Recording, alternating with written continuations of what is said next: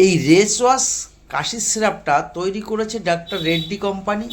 এই race wash কাশির সিরাপে রয়েছে লিবোড্রোপোপাইজিন 30 mg এবং ক্লোরমফেনিনামাইড ম্যালেট রয়েছে 2 mg, বাকি রয়েছে সুগার ফ্রি বেস। আপনার যদি সুগার থাকে তবু আপনি এই কাশির সিরাপটা খেতে পারবেন, এবং সুগার না থাকলেও আপনি এই কাশির সিরাপটা খেতে পারেন।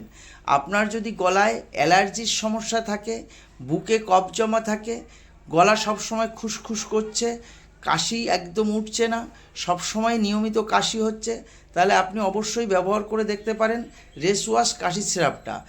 রেস ওয়াশ কাশির সিরাপটা ব্যবহার করার আগে আপনি অবশ্যই আপনার পার্সোনাল ডাক্তারের সঙ্গে পরামর্শ করে নেবেন। আশা করছি আমার ভিডিওটা সকলের ভালো লেগেছে।